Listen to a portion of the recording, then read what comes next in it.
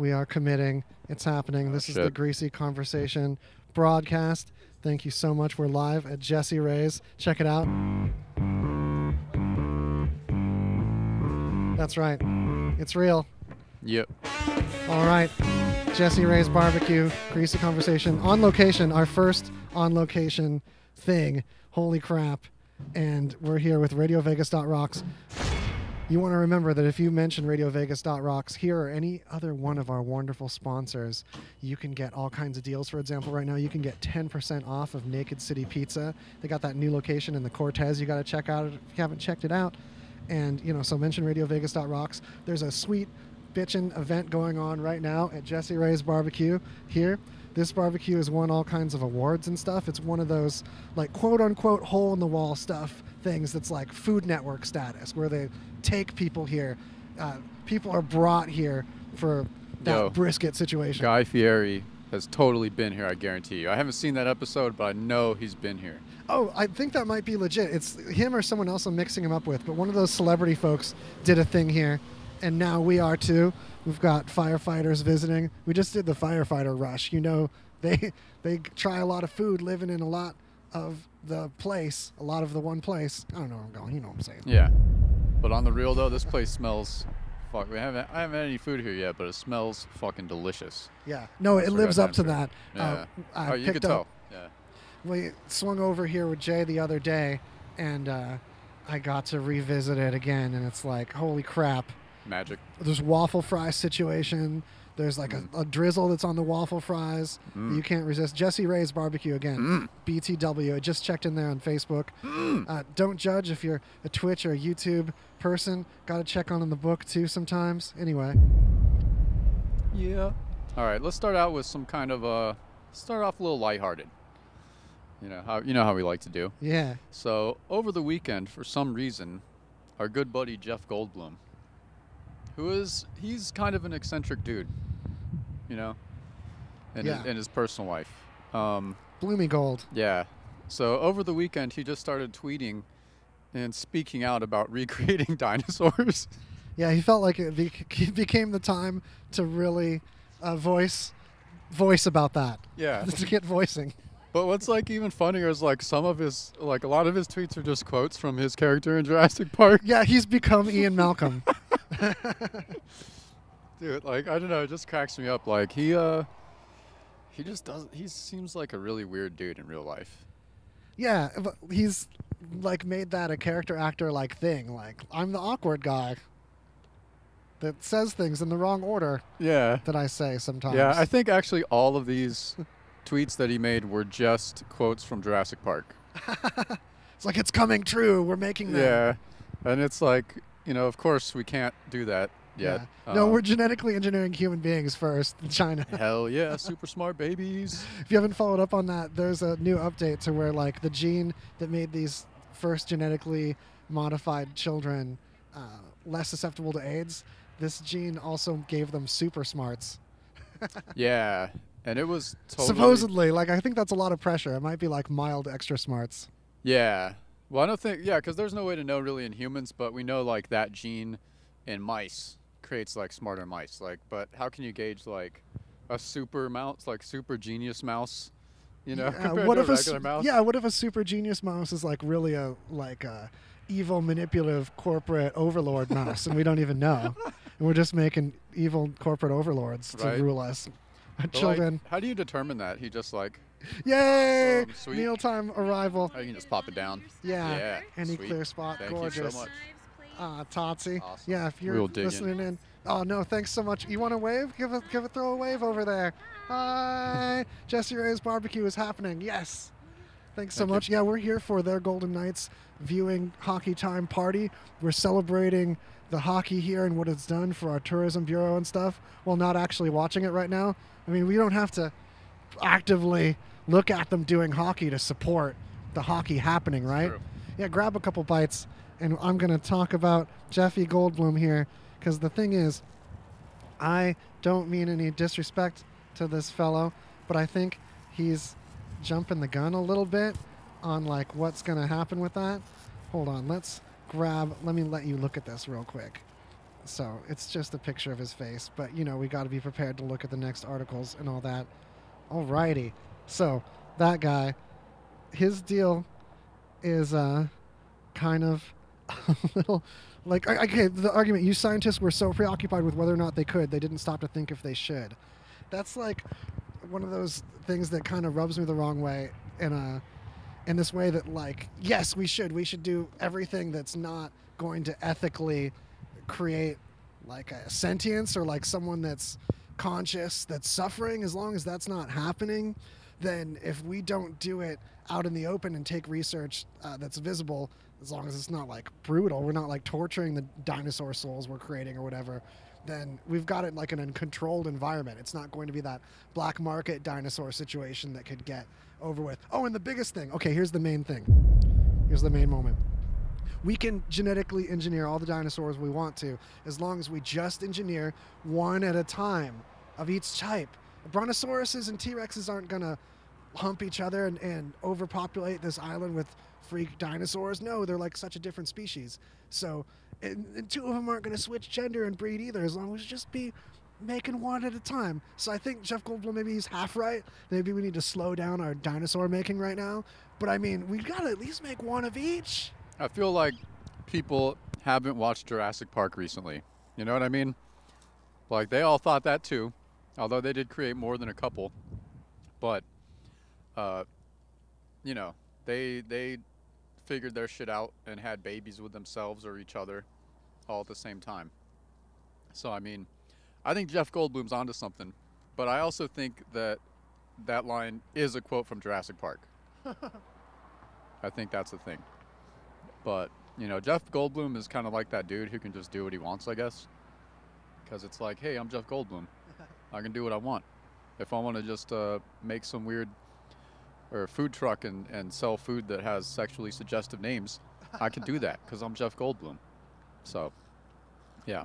Anyway, I'm with Waz, though. I think we should totally create at least one of each type of dinosaur, even the biggest ones, just to see what happens. You know what I mean? But what would be your go-to dinosaur? Like favorite dinosaur, like the one you want to start with? Yeah, if they're like, okay, you can clone a dinosaur today. Where you start? It'll be done. We'll just pop it in the little easy bake dino oven, and it's done. Which one do you want? You know, I don't know their names that well, but I'm telling you, I'm picking a little one.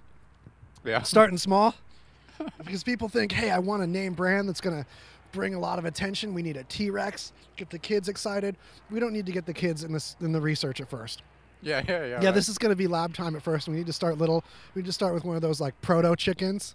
Yeah, that's what I was like, one of the feathered dinosaurs. Yeah, I guess 'cause even though we're they're finding birds. out most of them had feathers, actually. But Yeah. one of the really feathery ones that flew, the Archaeopteryx, I think it's called. That's what I'm going with, because that name just popped in my head. Even though that sounds like a Pokemon also, but... Well, it totally is a Pokemon. I don't know. I know, right? Yeah. Detective Pikachu. All right. Enough about Jeff Goldblum. Enough about that guy. What else we got on the agenda? Well, All right. Well. there we go. All right. Also, in legal news, I guess, it's now ruled that flipping off cops is free speech. So it's not going to... It's sign language. Yeah. Well, I guess it makes sense because, like, they can't, like, penalize you for voicing your free speech. And it's not threatening. Yeah. It's not like you're going to hurt someone with that one finger. Yeah. I mean, you never know with some cops. They look like a gun. Shoot them. Oh, yeah, they're like soccer players now. They just, like, fall over and grab their knee. Dude, some of the like cop shooting videos that are like recorded are really sketchy, and you're like, there's no way, man. There's no fucking way. Like, they have stricter rules about shooting people in war zones. You know? Yeah. Like, it's crazy, but you know, America. But no, in a 6th Circuit Court in Cincinnati. So I guess this chick got pulled over and flipped a cop off, and then you know, he gave her a ticket. And she challenged it, whatever, and they said, yeah, you can flip off cops. Yeah. That was nice. Yeah, broadcasting from outside is turning out to be quite a challenge. I knocked things over. Yeah. No, it's working great. So, next thing, the article-wise, that you're looking at that I'm not pulling up yet successfully. Let's see. Where do we want to go? Just give me a second here. You can have the second with this moment. There we go. Submarine of knowledge. We brought the submarine knowledge with you. Oh, I got it accidentally looping submarine of knowledge. Got a double? Yeah. Oh, yeah. So this happened in Arizona. Of course. A woman decided to climb into like a jaguar cage at the zoo, or I don't know what you call. Yeah, speaking of crazy animals. Enclosure. Speaking of megafauna. Yeah, to take a picture. She wanted to take a picture with a jaguar. And why is like all of the Fox news that we get something like, this person got injured in this hilarious way? Because it's all like local, because like the local Fox stations are different from the... Yeah. Yeah. Hey, shout out to our local Fox station. I've had some good experiences with it too. Yeah, I've been on the morning show thing before. Yeah, plus all really this cool. news is great. But, I mean, there have been stories like this in the past. They happen every so often. And I can't really feel sorry for the people because I don't know what the hell you expected to happen. Like, jaguars are big fucking cats, man. And, like, you know, little cats will fuck you up, man. Just a regular house cat. If it's fucking ornery. They're way more dangerous than other things that size that are an animal usually, unless it's like a mongoose or something. Yeah, they're fucking... Jaguars are big, man. Like panthers, those are just jaguars. But yeah, she got mauled pretty good. And you know, sometimes we just need to learn lessons, you know. And if that's what it takes for this woman to learn a lesson, I say more power to her. I just realized what I'm eating was like off camera. Check it out. Look at this. We got waffle fries, mac and cheese, brisket, ooey gooey, hot links on top of all of it. Yeah, it's delicious. And that's just the first platter they've splendored us with. Probably all we're gonna need. It's two people's worth of food there. But man, I've picked up food here a couple times and totally had the car filled with my smell envy. All right, so can you break down the Facebook outage? I know it happened, but I don't know much about it. You know, that's like kind of an ongoing thing in that it happened, Facebook outage thing happened, but, excuse me. Okay, I thought I had one of those bubbles in the throat and it wants to hang out there. Anyway, all of the Facebook properties had problems simultaneously. And as of what I've read most recently, I don't know what caused it or what the deal was, but I can offer some like backstory as far as how this company operates. Now, this is a company, Facebook, the parent company of both Instagram and WhatsApp, which all three of them had issues the other day. Yeah. Longest outage that's ever happened on a social network since the term social network's been coined. And this is also a company, Facebook, that had the motto for the longest time. Who knows, maybe it's still an internal motto of move fast and break things. So they already have like a corporate culture of like, forget it, try it. Like if something goes down, if something breaks, if there's an error or something, it's worth it. But the issue is all of that advertiser revenue that they're now not going to get. Oh, yeah. There's like millions that is not going to go their way for impressions that they weren't able to produce, results that they guaranteed that they can't live up to advertising-wise, that they can't afford to make moves like that. That's a super bad look to investors and the people behind them that are not going to want to ride with them through things like this if they can take their service this flippantly and allow such an outage. But we don't know if it wasn't some unforeseen thing. We do know for sure. Actually, we don't know for sure, but we do know that it's been announced for sure that it wasn't a DDoS, it wasn't a distributed denial of service situation. At least that Zuck is saying. It could totally be that, and he's lying. But yeah, of course. He seemed pretty annoyed and seemed like that. Yeah, it's working so good, thank you. Them checking in with us. This is killer. This is such a great food spot. We're here at the corner of Valley View and Russell? Yeah. Russell and Valley View.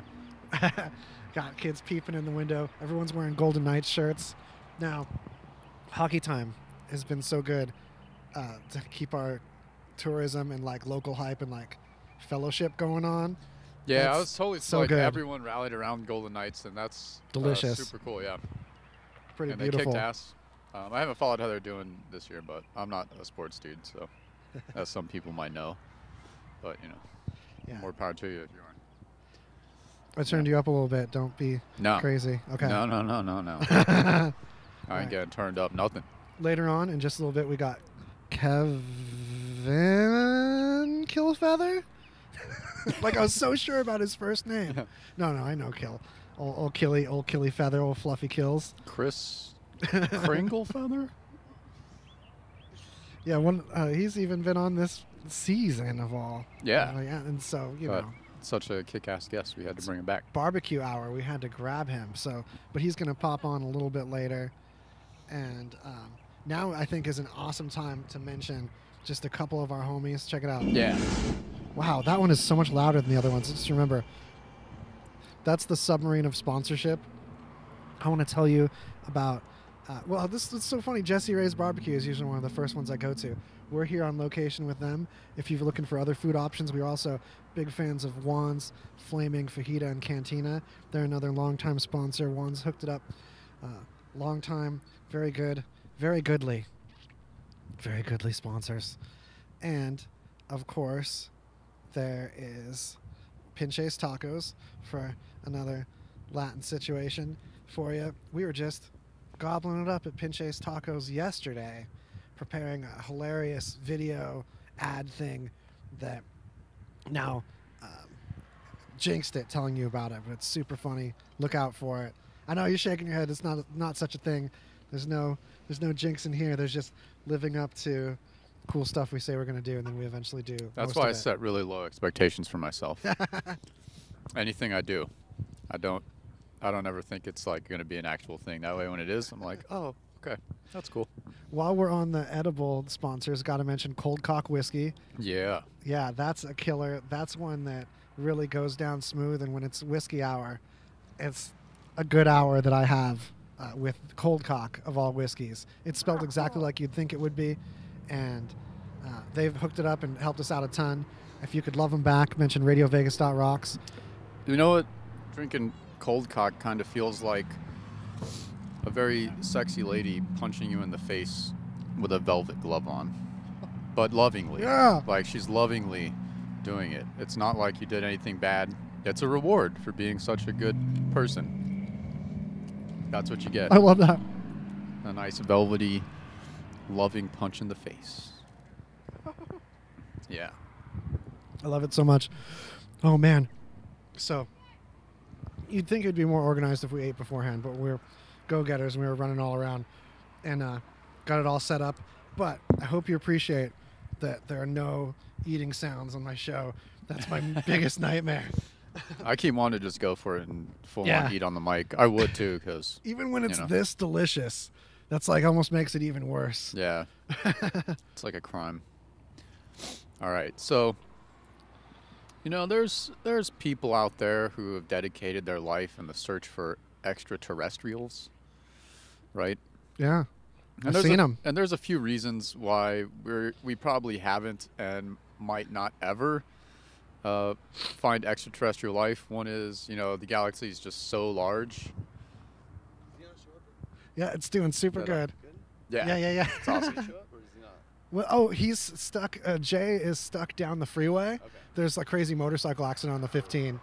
But we ran by the house, got everything. We're going so good. Just, dude, Michael, you're the man. Okay, can I give you a high five on camera? Okay. To bring you on?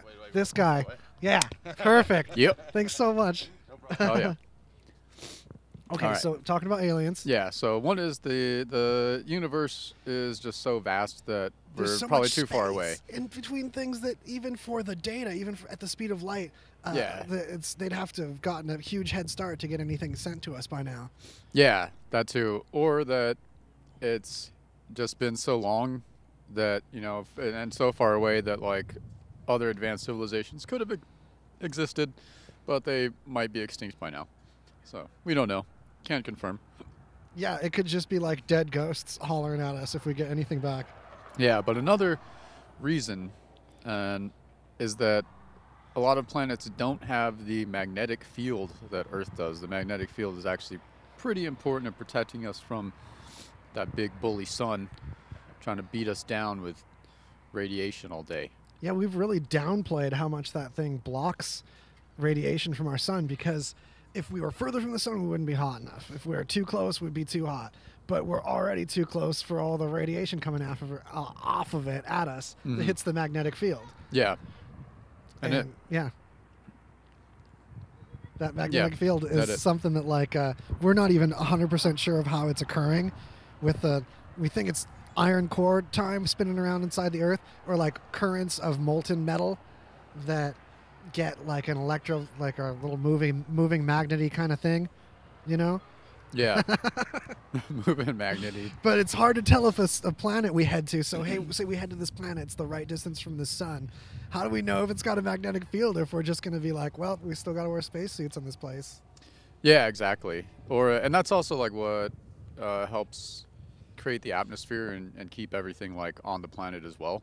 Holy crap, I had no idea it did that action too. Yeah, and so there are some ideas are that like Mars, used to have water on it, of course. I think that's been proven now, right? Yeah, Mars definitely, there's absolutely rivers in there for sure. Yeah. It was for sure a wet place. But, and one of the reasons that it may not have water anymore is because the magnetic field dissipated, or whatever happens to magnetic fields, I don't know. Depolarize. We'll just say, yeah, I'm running with that. And then so the atmosphere weakens, and then all the water just kind of evaporates off, and the planet gets scorched by radiation. So, I really, really want to meet aliens, I think. But yeah. I don't think it's going to happen in our lifetime, unfortunately. Well, the worry is that the next aliens we meet might not even be made out of matter. So rather than travel a great distance in 3 dimensions, the soonest we contact anything else outside of us, or even get to some of these planets, may be using another dimension.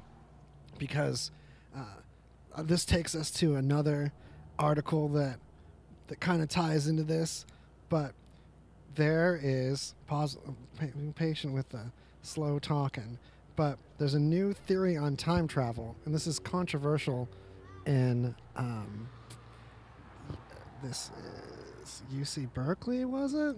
MIT. Okay, so here we go. MIT. This theory is by a doctor, but it's a philosophy doctor. But he still is citing Einstein and relativity and where we are as far as trying to bridge the rules of the macro world that we live in and flow through and mosey around through, and the micro world where everything's quantum. Electrons exist in a shell of probability rather than any one space. Electrons tend to act like coordinates rather than an object. We've got these particles with these quarks in them. You separate the 2 quarks far enough, and one just pops out of nowhere to be its buddy again. Is it getting pulled out of another dimension?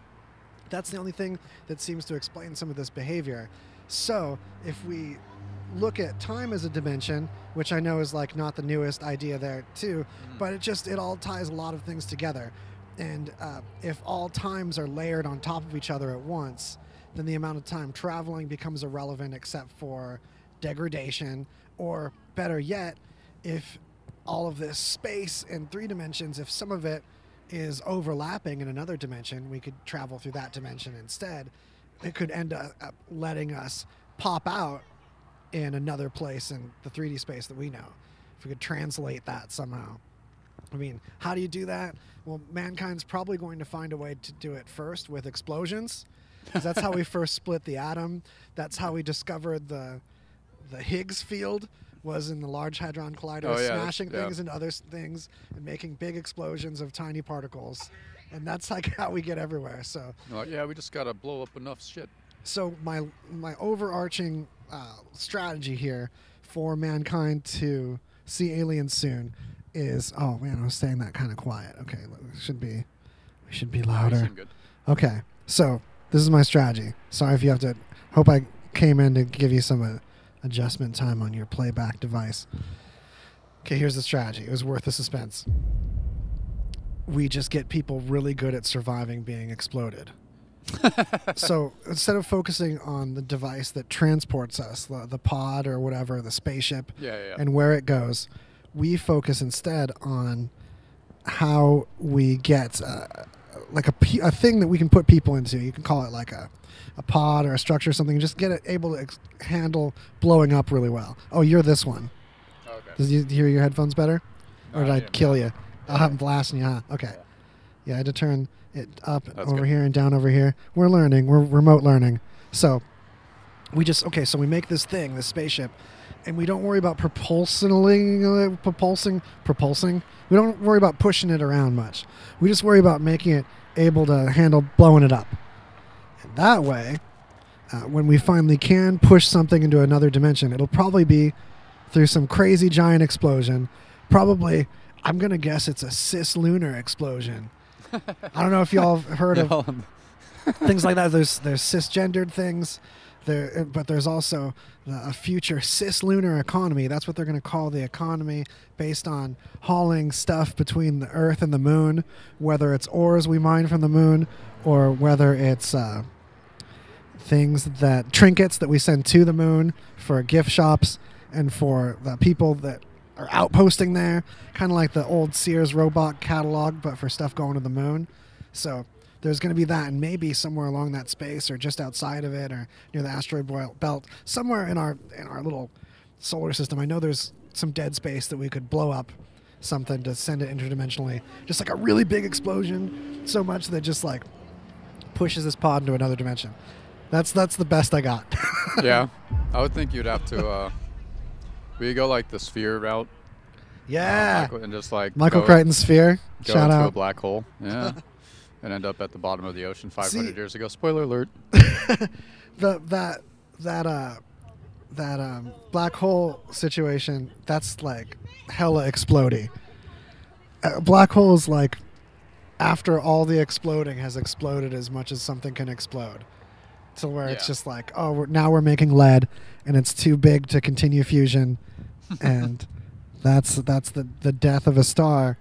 Is, you know, a little quick knowledge moment here. What happens in there with the stuff inside a star is the molecules that are created when two fuse. There's all this fusion, right? It's nuclear fusion over and over again, a cycle of it, and as things keep fusing, you get bigger and bigger elements until eventually you get to lead. And lead's such a big, heavy element that the star collapses in on itself. And, I can see why you thought your headphones were so loud. I wiggled my headphones cable, pushed it in all the way, and now mine are nice and toasty. So I just thought I thought you had the same volume, and I was like killing you with your headphone volume. I was like, he likes it like this because I do. I'm actually deaf, and I'm just lip reading what Waz is saying by not looking at him. That's where we're at.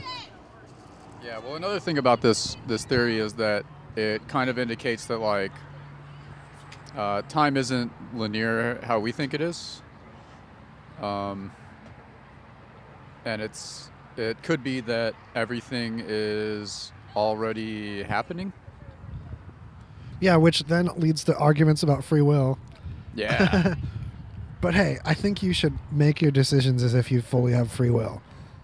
Yeah, I mean, because like you wouldn't know if you didn't have it, right? Like, might as well live free, you know? Yeah, I don't think I think we like have half free will. Yeah, I really feel hybridy about it too. Yeah, like, I mean, because everyone's had those days where you just end up doing something, or you're like on your way home from work, and then you just end up with like a 12-pack in your car, and you're like, well, I didn't really want a 12-pack, but I guess I gotta drink it now. Yeah, and how free willy is that moment? Yeah, that's not free willy at all. Free willy. Oh, yeah, that's a measure, a system of measurement now. Yeah, that's how free willy something is. How much free will you have? I love it. Yeah, we're gonna have like, what's our unit of free will? If there's like free williness, or like it's I'm feeling 18 willies right now. Yeah, I mean, I think like it's just got to be one. I mean, I guess orcas should be like the unit. I'm like one. I got one orca. Yeah. Or what if it's 100% free will is one entire orca? So an orca is always like an amount between 0 and 1. So it's like 0.72 orca status. No, just parts of the orca. There's like sections of the orca. Yes, I'm like all the baleen and part of the tail. Yeah. Just like, That's how oh man, free I'm feeling. man, I'm only like dorsal fin right now, man. I'm like blowhole all the way back. Yo, I'm like full orca hunting a great white dog. That's empowering, man. Let's go.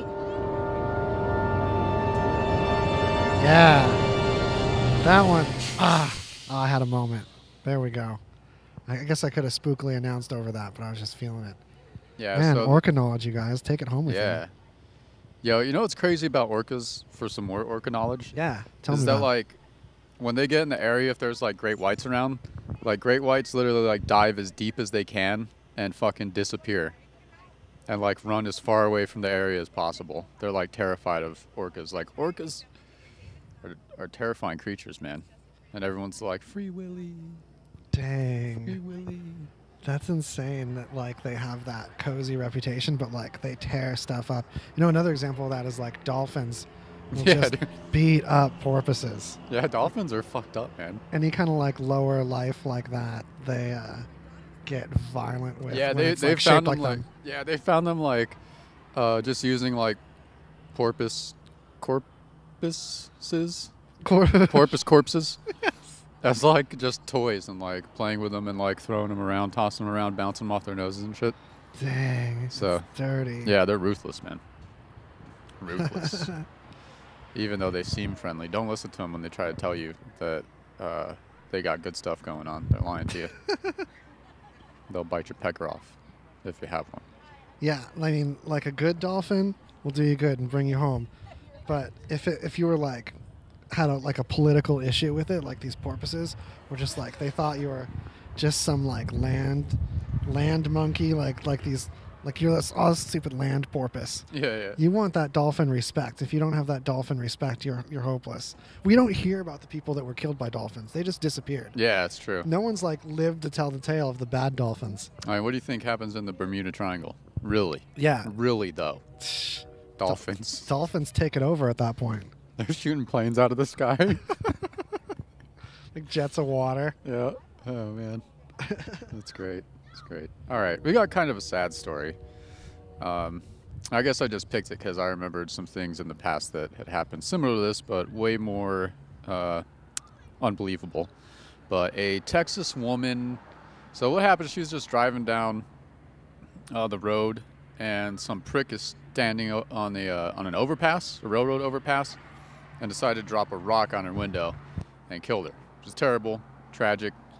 If you ever see any punk-ass kids on overpasses, make sure to run them over. Drive up there and run them over. Or throw rocks at them. Not really. Don't Yeah, really do new that. thing to worry about is you're going under an overpass. Yeah, it's crazy. Jeez. But this Get was ready to dodge. Yeah, this was a couple years ago. I remember, I think it was in the same year. I read two different stories about like minivans being crushed because cows fell on them out of the sky. No way. Yeah. How And did they get in the sky in the 'cause first place? they were like driving around like some kind of mountainy area with a lot of different elevations. So there's like higher elevations of like grazing area, you know, and then roads that would cut around that. And so a cow just like would stumble off the edge and land on a car coincidentally. So these were cows that were like grazing on the edge of a cliff above like roadside action? Yeah. Oh, crazy. If you can kind of picture like something like that in your mind. All right. But yeah.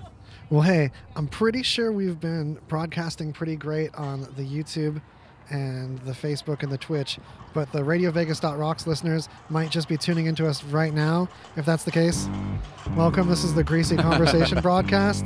Hey there. We're doing our crazy talk show time at Jessie Raes BBQ. Today we're talking about crazy things on the news and our reactions to them and what we think you should do about them. We're giving you fun science tips and education to sound cool and smart in front of the water cooler. Doing super good over here. People checking on us. That's super nice. We're also here for the watch party of the Vegas Nights. And I realized that when you put a Wi-Fi password in with the caps lock button down, it's much less predictable. So we're learning and growing here today. That's why we're popping on the station right now. And thanks so much. And you can tune into what you missed at waz.lol. That's also where you can end up on the Greasy Conversation site and look at our merch. We've got cool t-shirts. We've got pillows. We've got mugs. We've got capri pants. If your lady needs a fine pair of capri pants, we've got those in our merch store. They're vetted. I'm wearing one of the shirts right now, and I'm showing the wrong thing on the screen for you to see what it looks like. But look at that fella. It says Greasy Conversation. So anyway, Jessie Raes BBQ, award-winning, delicious location. Situation on location. Welcome. Thank you for joining us. And, All right. Yeah. All right, we can play a guess where this happened. You can play along at home. Guess where this happened? All right, so a woman at a Domino's Pizza is accused of pulling a gun on the employees after they forgot her chicken wings with her order. Are we also going to play guess who this woman's job was or what this... Oh, I don't know if I have that information, actually. Wasn't it an off-duty police officer? I'm not sure. Actually, I don't think so. Maybe. That would explain the gun. But they did find her eventually. Yeah. Actually, probably just confusing another story. Sorry for the false news. Could be. But I don't think she was. There's no confirmation that that's true at all. Disqualified. Yeah, disqualified. Where did this happen? It's not the usual suspects, I'll give you that much. Detroit? Nope. Oh, Detroit's been hip lately. Detroit's blowing up. Shout out to Detroit. Like literally? Yeah, like the city's doing better and stuff. Like a Hollywood movie? Yeah. Also, shout out to, if you've seen that video game, Detroit Becoming Human, about AI and like robots rising up and stuff. Like, watch a Let's Play of that video game. It plays like a movie. It's so good. I'm tempted now. Detroit. This happened in St. Paul. Oh, Minnesota? I'm so close, though. Dang, I'm like a state away, right? What'd you say? I'm super close. Like, Detroit's like right by there. Yeah. Detroit's like, you can, super close. Close enough. I'll allow it. Like, man, do you think this woman is just like addicted to hot wings? Or maybe they weren't even hot wings. Maybe they're garlic parmesan, and that's why. This is the state of depression in our country. When like the wings become that much of a deal. Yeah, right. Oh man. Man, on that note though, you get some of this brisket. Jessie Raes BBQ over here. Holy crap. Yo, hot links. Got brisket fever. Tater tots, mac and cheese, waffle fries, everything. You know the mac and cheese is good because when it gets cold, it's still amazing. Yeah. Like totally. I was having like almost a better time with it. Chilled off, stay on my fork better, climbing in me good. With that food climbing in you.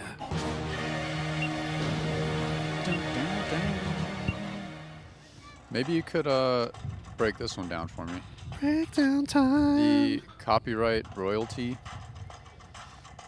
board. Oh, so yeah, there's a new thing. This is kind of breaking and in action too of the. Hold on, give me just a second to get over to the words about it. It'll be easier to talk about it. So, songwriters are supposed to get more royalties thanks to the Gov. The U.S. Copyright Royalty Board has voted in favor of increasing royalty payouts by 44%. But the streamers, the streaming giants, your Spotify's, your YouTube's, they're all appealing the decision. And it's one of those tricky things where, as an artist, as a songwriter and stuff, I want to immediately hop on that. Yeah, more payouts, 44%. But the problem is, we have a society that expects things for free or little, or at least an advertising-based free option. Mm-hmm. And as much money as these streaming companies are making, Spotify took forever to even become profitable. And YouTube really functions on a thin line. It's a big deal when they have another adpocalypse and lose advertisers. And it's just difficult to find an income on their end to then cover these royalties. But then all that stuff has to be available for them to exist. And it kind of... we kind of grew up as artists in a climate where we expected to have to sell merch to be able to Yeah, and team with sponsors as artists. And now the days of needing a label to make these agreements and stuff are gone. You can have individual ties with sponsors like Jessie Raes BBQ.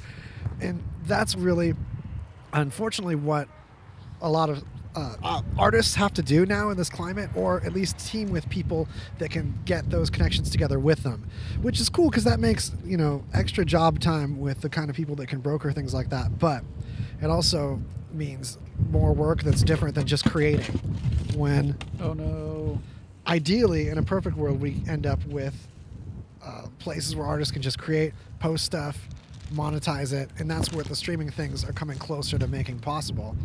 Don't want to throw these away. We've got a couple free USB flash drives to give away. If you do come to Jessie Raes BBQ because of this broadcast and come and hit us up on our little table, then this is this wind guard.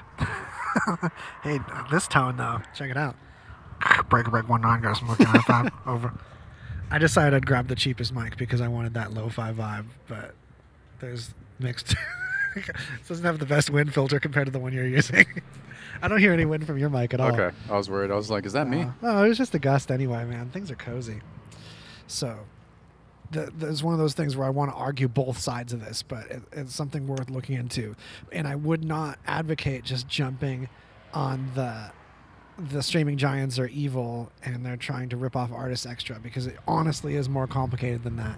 Through decades of looking into this, I've been reading crap about the music industry at the library since I was in high school, and that was an embarrassingly long time ago. And the system is ruined from the beginning of centralized media. From the dawn of the radio, the system for artists was stacked against them, because we are bred as human beings to have a certain amount of people come out of the womb ready to be the village artist, the village entertainer, in different facets. And each village got a certain number of them, and we needed them. And now, with everyone going to central sources for entertainment, the value of local entertainment is degraded. So we've grown up in a need for a whole new system. Because in the village, you just fed these people and you just kept them together. And we don't have that kind of minimum living situation that you get in the classic village that these artists would grow up in. I'm not saying the artists would be wealthy in the village, but people would take care of their needs, and there isn't a system for those kind of roles in society anymore, even though there's people coming out that are bred to do that. Yeah. So there's a crisis involved around that, and it can't be pinned on the streaming giants being stingy or the artists being greedy. It's neither one. It's a flawed set of expectations, and nor do I expect people to just live without music and live without art because they can't afford it, because they don't want to pay subscription fees, because people just do that. People don't know how much they need, what they need spiritually. They just suffer. Yeah, for sure. And then mass shootings happen. So we've got to have free music or we'll all shoot each other. Yeah, well, and it seems too like it's actually kind of an adjustment, and it seems like we were all just being ripped off for a very, very long time by like record companies. Oh, yeah. You know what I mean? The record companies were grabbing all the middle forever. Yeah. And it's sad because it's with vulnerable artists that, like, with the very things we admire about them that makes them good at making their music are the things that are in the way of them being able to succeed at anything else, let alone business and capitalizing on it. Yeah. So just unbelievably unfair expectations put on artists. And then what happens is what rises to the top is we thought we'd get a meritocracy. I dreamt of a time when, okay, everyone could post to Facebook and everyone could post to YouTube. Everyone could post to mp3.com. This was the beginning of my sparkle in the eye. You guys remember, holla if you remember mp3.com. But this was like the SoundCloud of its day. And I saw in this the fact that, okay, everyone can get good gear. So we won't have these crappy business people making business music with all the good gear, and have all our beautiful emotional artists that before emo was like a specific genre. It was like your favorite stuff from every genre. That emo stuff was most of the time lo-fi. But what happened now is we've got the beginnings of a meritocracy where everyone can get the gear and stuff, but you still have dominance on the distribution and on the free time, and it's just you get these people that are great at making art, but it doesn't mean that they're great at putting it in the box, wrapping it in a bow, making title screens, making thumbnails, organizing it, then keeping up on their social media when they were like tortured introvert souls to begin with. Yeah. We expect them to do all the roles of a media marketer to get their music out there. You're not going to get the best music that way either. You're going to get music that's like VSLs. That's what we're seeing is like music that's like chain email music. Yeah. Well, no, and it's like, yeah, it's kind of hard to convince someone to like listen to your stuff if they don't know anything about you. Even for me personally, like, I don't know. It's a good point. I try to like seek out new music, but a lot of times I'm just lazy about it. And like, for some reason I'm in a phase where like, I don't like to listen to music all the time like I used to.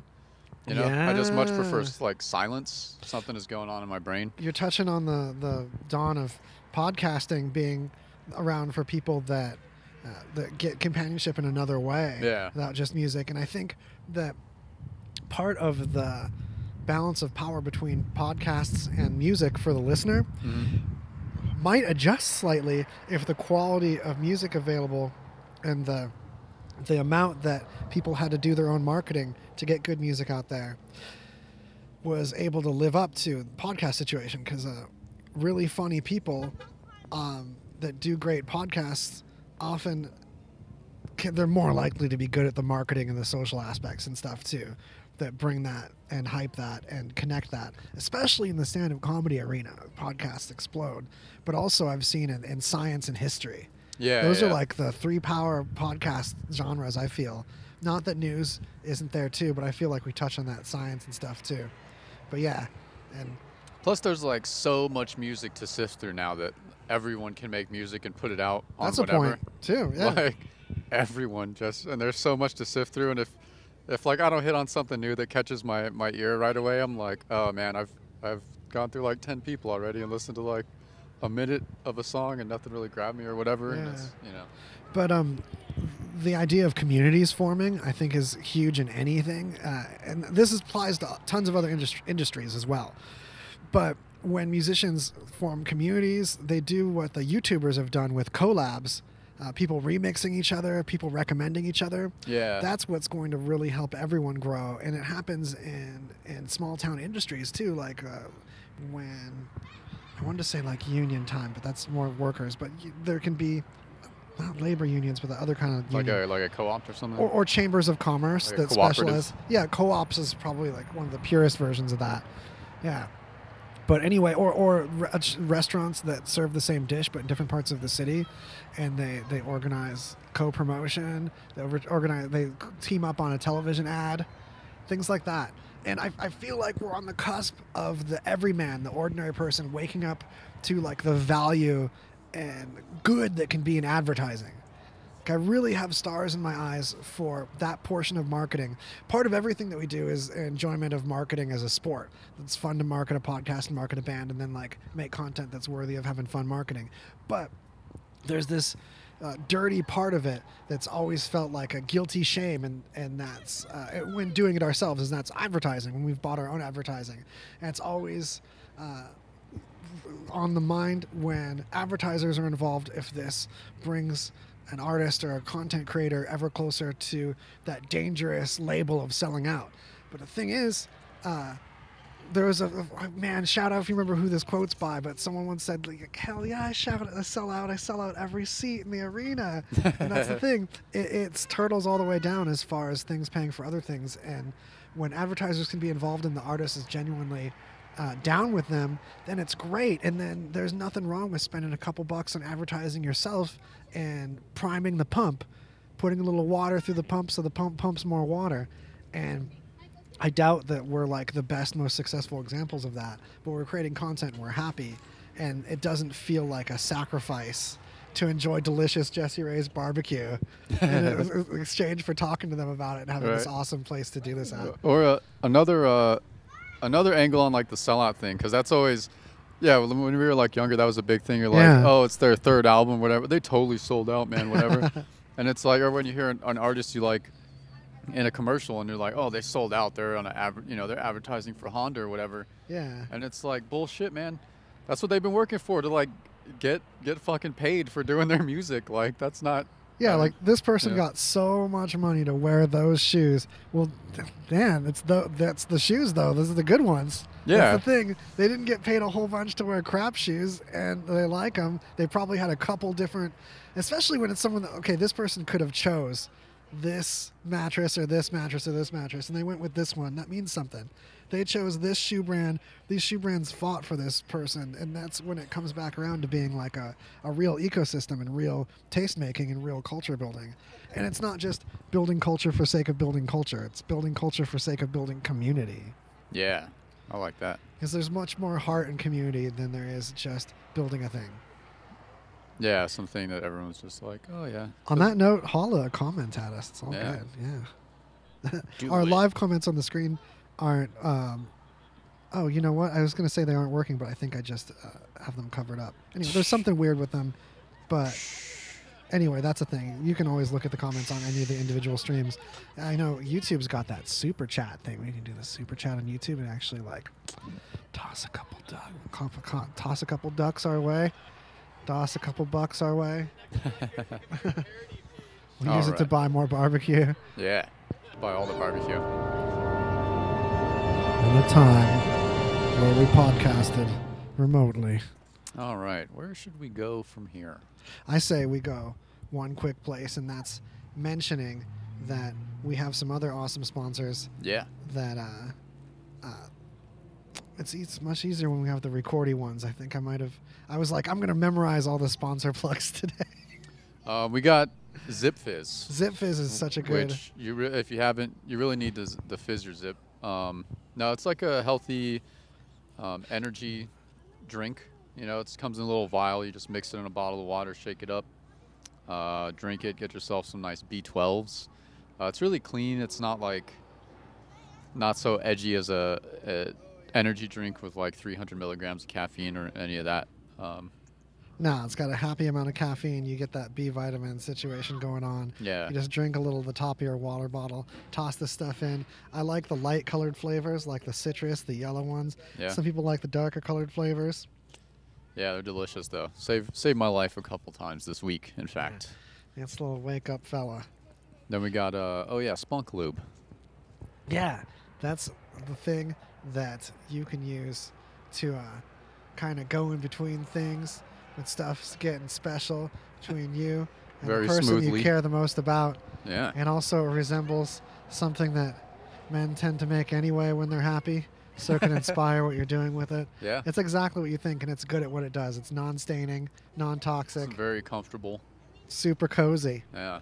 Yeah. You can use it outdoors on your patio furniture and just spray it down and you'll be good to go.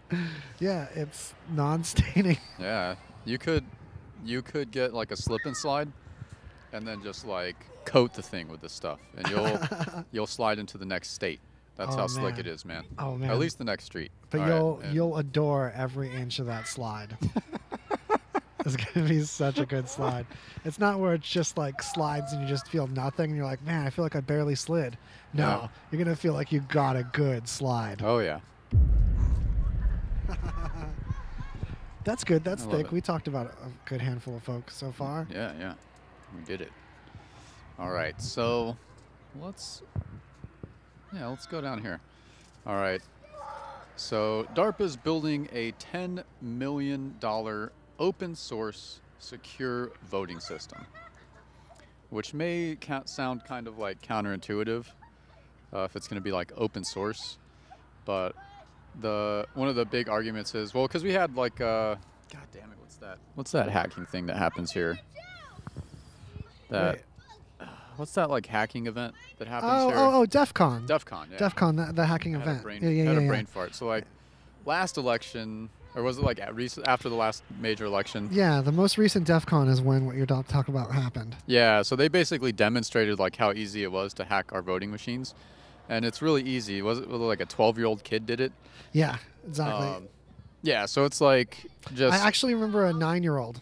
9-year-old, okay. So it's like... But that might just be PewDiePie's fans. It's apparently just ridiculously easy to, hack the U.S.'s voting. It is. It's machines. almost as easy as subscribing to PewDiePie, by the way, which you should do. Unsubscribe from T-Series and subscribe to PewDiePie, even though it's too late. He's just great. He's Swedish. Anyway, But yeah, our voting machines are crazy easy to hack. Diebold is the culprit company. They're known for making these.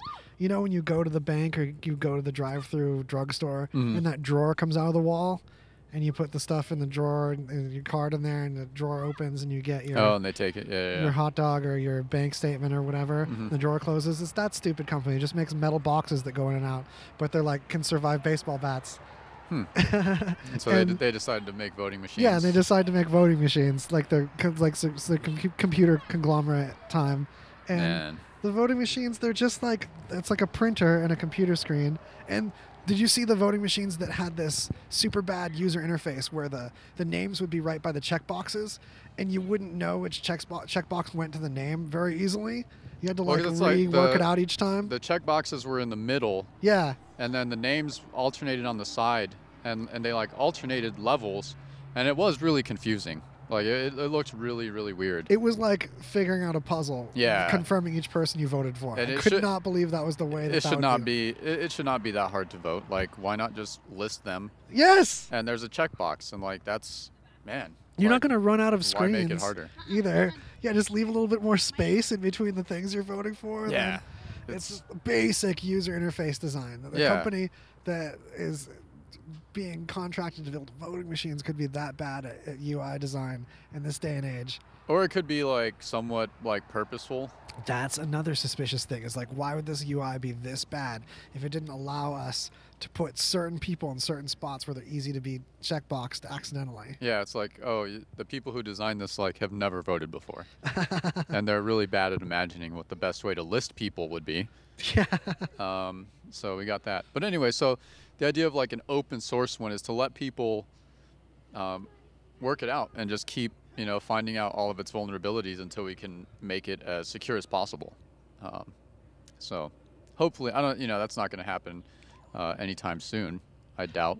But at least to have some awareness that the voting machine situation is like never got figured out in a properly, securely safe way. Yeah, and there were some like sketchy things with our votes last time, and there were even the midterm elections that were held. There was some like election fraud, which we didn't really get into because there's just so much political news that it's insane to keep up with these days. Yeah, it really bothers me that we became so into a free market economy and free businesses doing everything rather than having government intervention of some amount, that we let these private businesses do our voting machines. It got that corporate. It's like that's our government is corporations. Our economy is our government. It's like when the church controlled the government. Yeah. Instead of the church, it's all of your commerce and all of your business and everything that's economical runs the government instead of having at least some amount of control by the people. There's no by the people unless you're one of the by the peoples that run one of these corporations. Yeah, there's literally like studies have been done that show like public opinion doesn't influence policy at all. Like it's so negligible that now I know it does on some social issues and it can't be that thorough, but boy is it dark. It's pretty negligible overall. Like unless there's a massive outcry and like tens of millions of people are protesting, it's Yeah, or you form a band like Rage Against the Machine and like bomb a conference or something. Yeah. There's been nothing like that since. There's been like no Tom Morello. Yeah. Where's our Tom Morello of today? I wonder if it's just like if it's just too depressing. Like even like this generation's Tom Morello is just like too depressed. He's like, man, nothing matters, man. They own everything. That comes to an even bigger crisis is why have we let things be set up in a way where everyone can be this depressed when never has more people been safe, never has more people had clean water. We've never had more diseases cured. We've got so many diseases cured that people are just opting out of getting vaccinated from them. They're like, even for their kids, like, hey, no, it's worth the risk of the kid getting rickets. We've got too many things I haven't seen anyone get polio, so it's baloney. I read a blog one time. Yeah. So like we're really in that state where like we've got it too good that we're depressed about these lack of connections and lack of like I dare say spiritual support for one. Even if it's just living up to your own hopes and dreams and being able to water that. That's the real American dream, is that sense of freedom, that sense of being able to choose what you spend a certain amount of your time doing, choose where you get your life headed towards. Doesn't Yeah. mean you just get to be there right away, but you get to choose where you're aiming things. So that kind of ties in to this story, which we might as well dive in. It's been pretty big news lately. A couple actresses were indicted, but a total of 50 people were indicted. Was it yesterday or the day before? Can't remember. It had to be the day before, whatever, this week. Basically, there was a large-scale fraud going on relating to college entries. Some of it related to making large donations to fix kids' like SAT scores, or kind of, they called it the side door entry, and they would make these rich people's kids look more appealing to colleges by like fluffing up their applications, making it look like they were in sports, fluffing their numbers, their butternutters up. And so that's been a pretty big scandal, but it kind of goes on. Welcome, we got our man. I don't want to derail what Kevin. you're saying. No, Okay, no, go for it. So, a pin on the college scandal situation, and I just want to put a label on that as one of the things that at least is getting like cleaned up. And if we didn't, it's easy to be like sad about all the stuff that's corrupt that we're talking about, but at least we're not like breathing in lead and swimming through water that tastes like oil in our rivers. And at least LA doesn't have like air advisories anywhere near like the red don't go outside stuff that I dealt with as a kid in the 80s. Yeah, So but I also kind of feel like that's a trick. that's kind of made us more complacent. And Yeah, just I able feel to put like up that's with, it. We're like, oh, at least everything's not on fire. Yeah, so health is okay, so we don't care about our minds anymore, Yeah, and that yeah. could just be taken over. But anyway, we've got Kevin Kilfeather here. Howdy. What Dude, up? So good to have you. We're here at Jessie Raes BBQ, remote time. Feel welcome to dig into our pile thing there It's at a any little moment. Excellent. It's a little cold, but Dude, it's so good that way. I'm Hey, just like whatever. that, though. I'm a Yeah. cold eater. And also, we've got some remote holler-ins. Thanks so much for shouting at us. Limited Edition, Koba, and Blazing Luna. I remember you folks from Devin Dust's broadcast, which I'm going to be doing music behind tonight at 11 p.m. We're having the special new Meadows sessions, which we got to drag you on sometime. Yes. Kevin, what we're doing is this guy plays Minecraft and some other games sometimes too, and beautiful music happens behind him. And Joe Nate and I are doing some of that music, if not all of it, tonight with this special every 2 weeks broadcast. And then he regularly has Joe Nate as his music director, making all kinds of original music behind him as he does this stream regularly. But this is the special edition community hella super broadcast live produced magic music. It sounds delicious. Yeah. And the plan is to have guest musicians like yourself pop Nice. up in there. Sweet, man. Totally outreaching. So anyway, we had also some question about whether we think space travel via black holes might be a possibility for the future. I'm just going to say yes. I'm just going to leave that at a yes. Yeah. We're just going to pop in Say there. why not? Because, Kevin, you missed my proposition for a spaceship. I think it's going to be the most successful first spaceship that we do is by instead of... time travel. Yeah. The time travel spaceship, same thing. You can travel through time, travel through space, same time. At the same time. So we need to stop worrying about making the ship hold people and like travel. We need to stop worrying about the propulsion system and just make it like a really strong shell that people won't get blown up inside, and then just like try to blow it up so hard that it's shoved into another dimension. Well, and the perpetual energy. You Yeah. know what I mean? It's like, motherfuckers got to breathe up there, you know. Well, yeah, it's going to need some kind of... Well, you just got good energy. Just like, you don't need eternal flame. You just need very, very long flame. Absolutely. So you get a lot of energy in there for people to use their microwaves and stuff, and you just make it not blow up. And it's the same way we discovered the Higgs field and the Large Right. Hadron Collider. We just blew stuff up in there, smashed stuff into other stuff. It's the same way we first split the atom. It was explosion time, and that's maybe what we got to do is explode people so good Right. and have them live through it Yes, that they just absolutely. get blown into another dimension and back. But before we can get to that, we need to clean up the whole psychological situation where everyone's all depressed, even though they're more healthy than they've ever been. They're not like spiritually healthy, they're not psychologically healthy, having the kind of like freedom and ability to not live under like a tyrant work situation where it's like our governments might not be a dictatorship, but our jobs are half the time. Yeah, that's pretty. Yeah, that'll do it to you. I feel Yeah. like. I feel like that's one of the big things that's doing it to everyone. that's like stuck in the grind is you're just, but whatever. I think it has a lot to do with desensitivity too, man. You know, Yeah. I mean, everyone's just kind of like, I forget what comedian said it. I think it was Nick something or other, but Schwartzen? Nick Schwartzen, and he's like, oh, people say Transformers sucked, but take that shit back to 1952, and they'd be like, oh my God, the world is on fire. Know. That's such a huge point that goes with what we were saying just before you came in too, though, that like a lot of things that we could be excited about how they're going really well, the problems that are solved are just, they're really too low of a standard. That doesn't mean we've really made everyone content at all.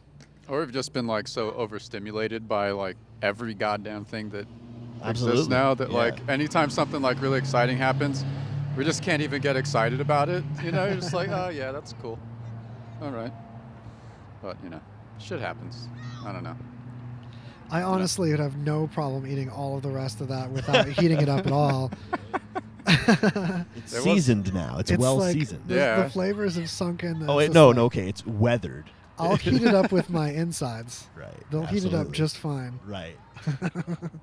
All right, so let's dive into this guy. So, as everyone I'm sure knows, the 2020 election campaigns have already kicked off.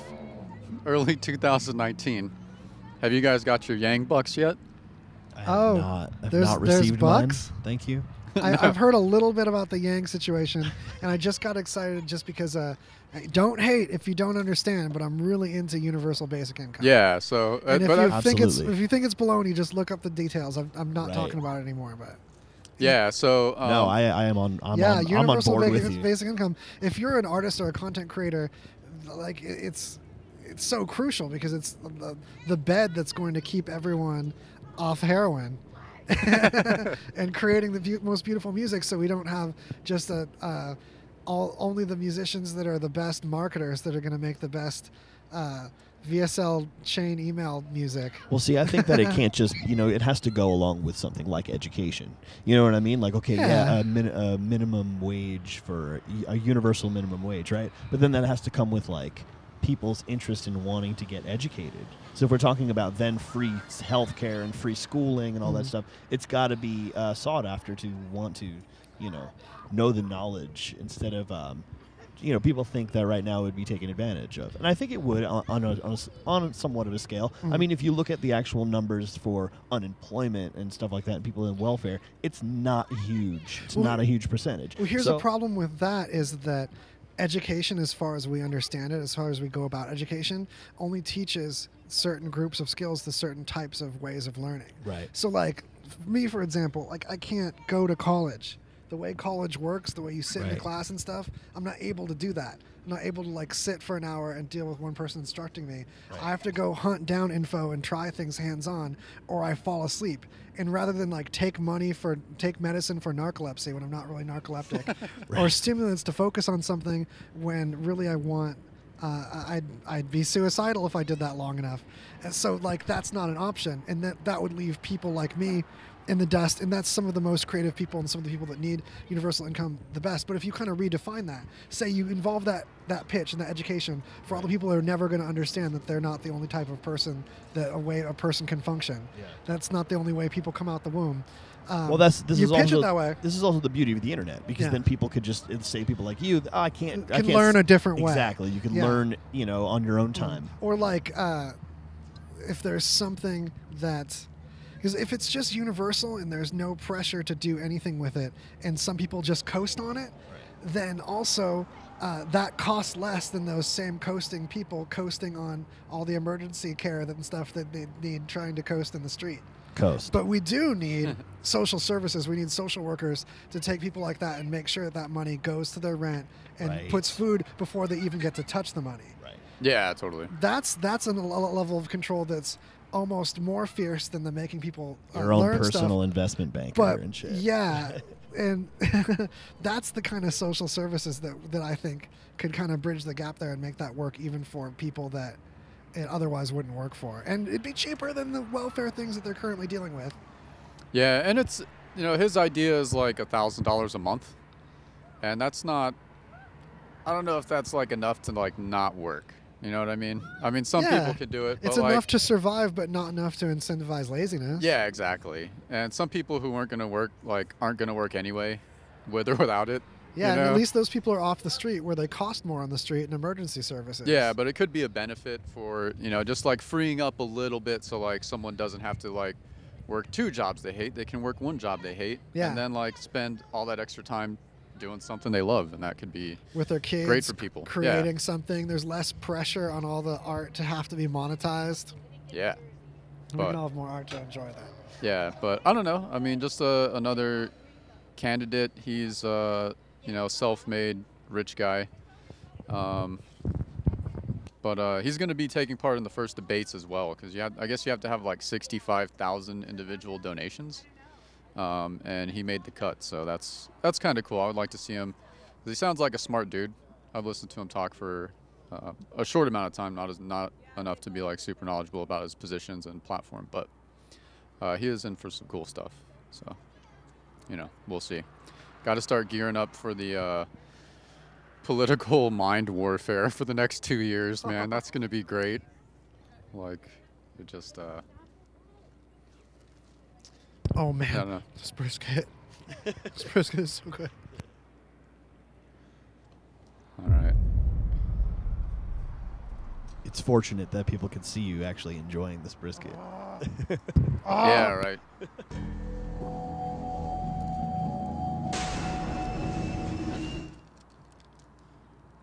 All right. Where do we go from here? Waz, I'm going to need your help with this one. You got it. Put the brisket down. Tell me about this special Rolex that you found. Well, Is that just it? It's just like, okay, I found a fun rabbit hole. You ready? yeah. This I'm really ready. turns things around. If you thought things were too serious and not funny enough, get ready. So, oh man, I hate mouth noises on the microphone, but I had to beverage it real quick. Okay, there's a Domino's Rolex. There's a bunch of Domino's Rolexes. Did you know this? No.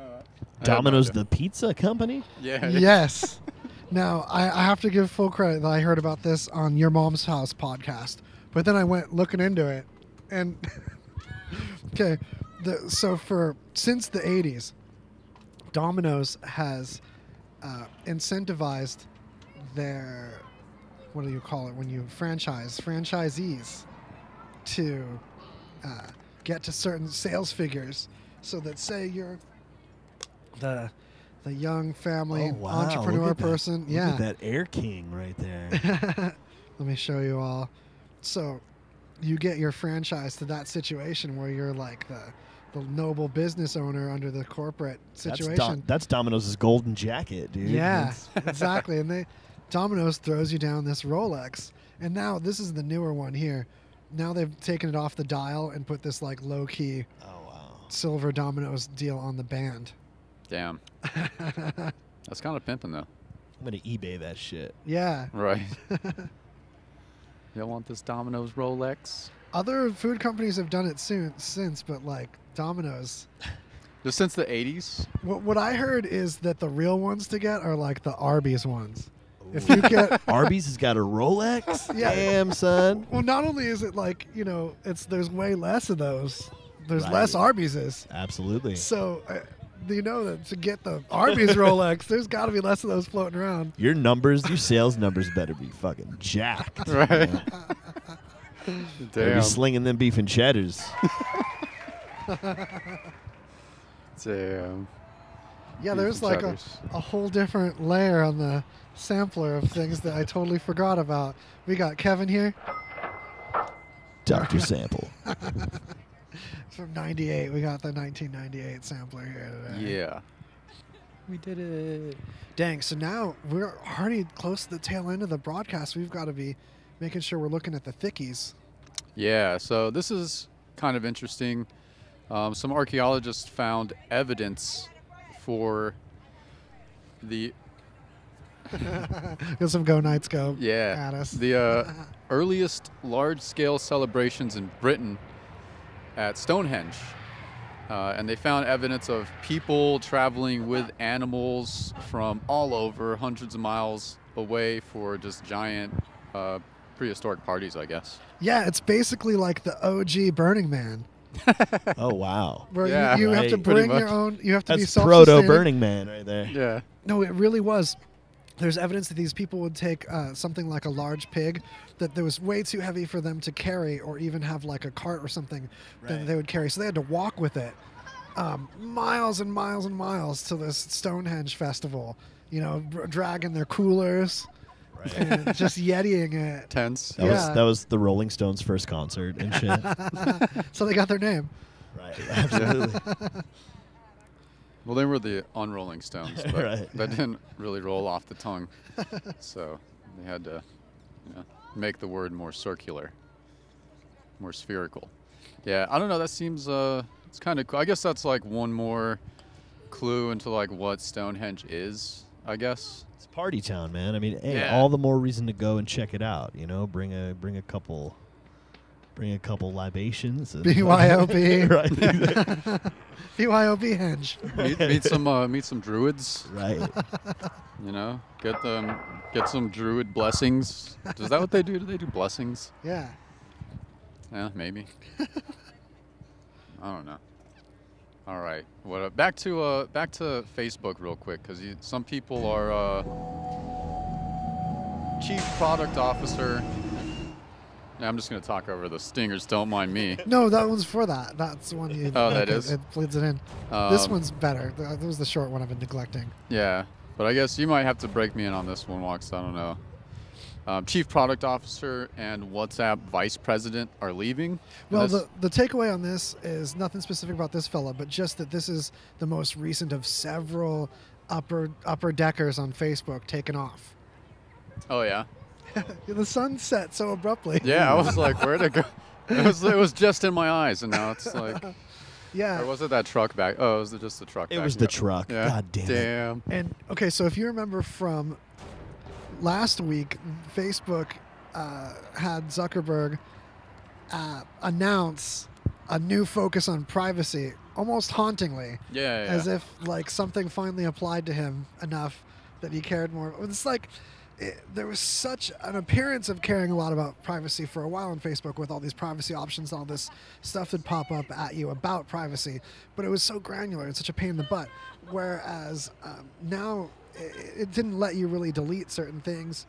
I'm a little little fuzzy on the specifics of the new goals, but one of the main things is end-to-end encryption, and one of the most controversial things is all three messenger services, WhatsApp, Facebook Messenger, and the messenger built into Instagram, all becoming one unified messenger, which honestly be way more convenient for me. I kind of like the idea, but it brings up anti-competitive concerns, and I'm like, they're already owned by the same company. Why are Right. you There's worried no about competition. Yeah, Exactly. how's the anti-competitive? Like, oh, you're really giving them a lot of choice between the same thing. Well, I mean, think about Apple. It's Yeah. it's like, oh, I don't want my iPhone connected to my computer. Why not? Yeah, Like, they just do get it. over it. They hook You know what I together. mean? They Like, like it. They like They it. like Exactly. it. Yeah.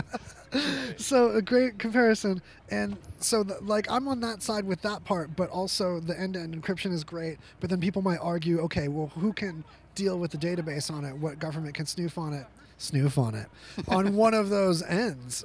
All of them. That's the thing, is they all have backdoors, man. You know, Yeah. it's just like any smartphone. People don't realize it's like, oh, they're going to fucking they're going to take our privacy away, but it's like Well, they already have. Don't do private stuff on that Right. one. Yeah. Exactly. Like, Take the time to just get a VPN, private internet access. Holla is like $3 a month. Right. True. And then use an app that you know is secure, or at least not on the radar if you're going to be doing sneaky stuff, or just wanting the privacy of stuff that's not sneaky. And that's the why thing. not be an open book for sure?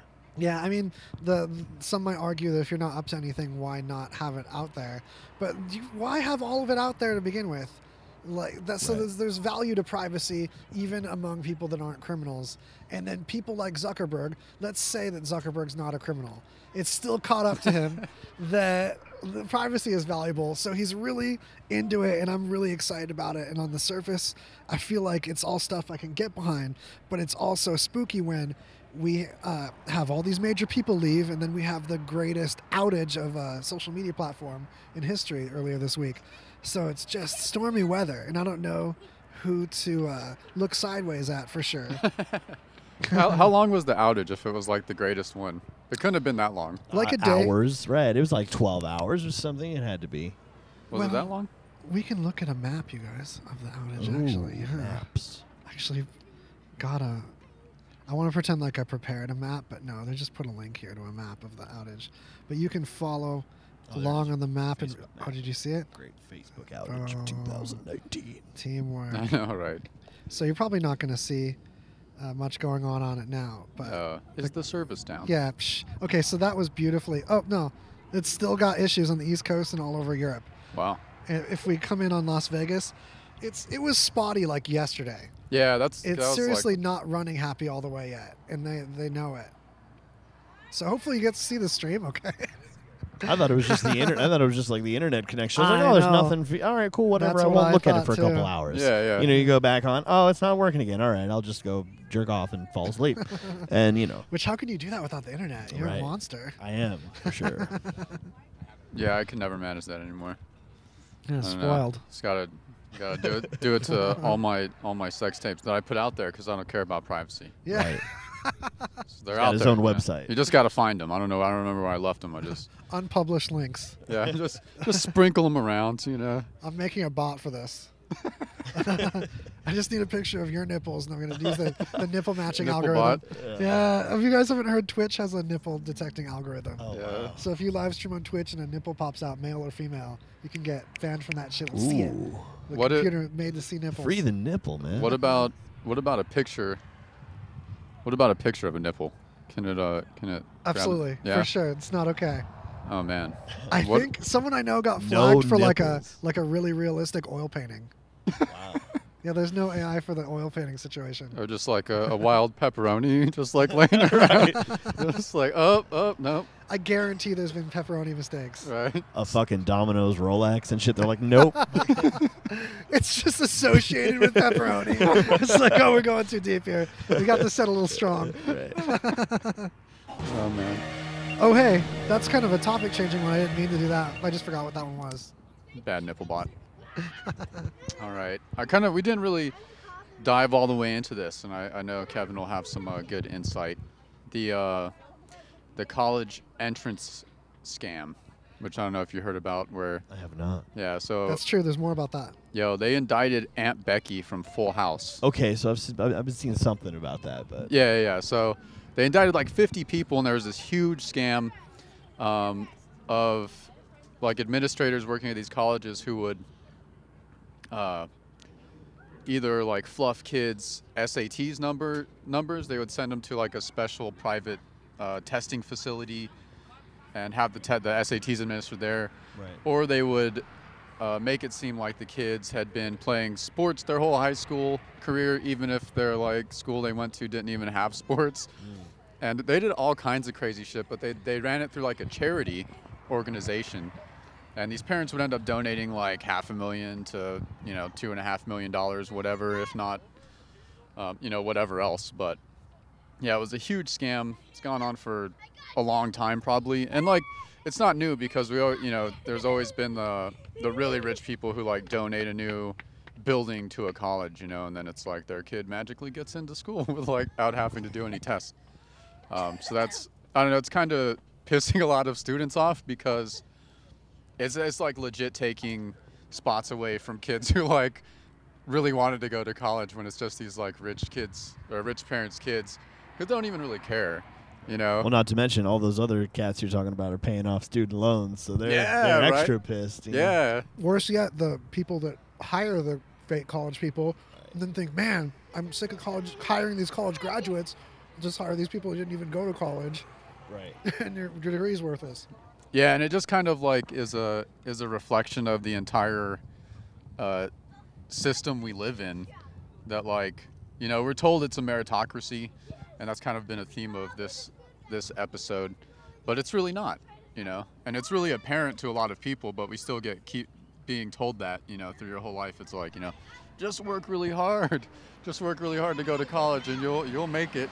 And it's like, nope, just some rich parents are going to take your spot, You know? Well, I'm lucky that I learned that young. I mean, I've always had people trying to pressure me, and not so much pressure, but just like try to sway me into going to school. And then I'm like, yeah, but everyone, literally everyone I know who went to school is out of a job, and they're paying off student loans, and they're broke. And it's like, I'm not. I don't have any debt. You know what I mean? I have a job. I'm fucking working and paying bills every day. You know what I mean? It's like there's no time to go to school. There's no incentive, because at the end of the day, when they say, yeah, okay, this guy's got a degree, but so does 400 other people ahead of him. You know? Yeah.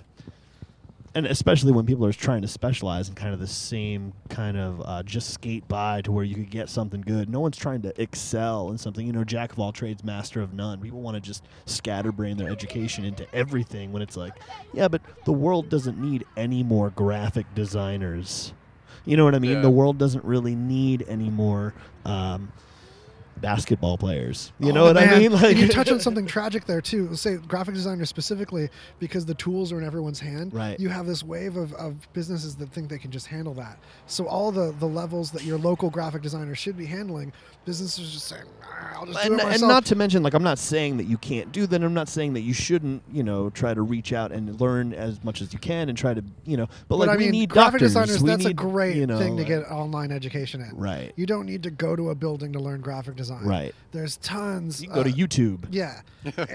and a lot of the best graphic design has been done by people that were hired. Right. That didn't go to school for it. And it's a shame for people I know that went to school for it and are very good for it. And they learned higher levels of what you can do in the kind of standards a printer expects. Right. But unfortunately, you can also learn that from calling the printer and asking them about what. And then they send you a template and they tell you how to import the template. And then you just kind of, these things pile up. So, like I said, the internet is changing anything, everything. Yeah. Go to the internet, go to YouTube, and watch any video about graphic design. You could learn literally everything. Movie making, music making. I mean, all of it, all of the arts has kind of been taken care of, you know what I mean? Because this interconnectivity is growing so rapidly that now it's easy. When I do something, you can see it. When you do something, I can see it right away. It's right there. It's right in front of my face. And you get the work based on a portfolio then. Absolutely. Right. Then you have not the people that have had the most college, but the people that have done it the most. Right. If you have the biggest portfolio, The man you show, hours. and you show pictures, examples. Okay, this has gone to print. I know how to deal with a publisher. I know how to deal with a print shop. I know how to give them to the right setup so that you don't have to pay the setup fee with them. Right. That's the kind of stuff you prove with a portfolio, and that would be great to see in more businesses. That like the portfolio could be the new resume. Yeah, it should be. In art fields. So the world needs more graphic designers, but we need businesses to realize that. Right. But we don't need more graphic design schools. True. Yeah, that's the point.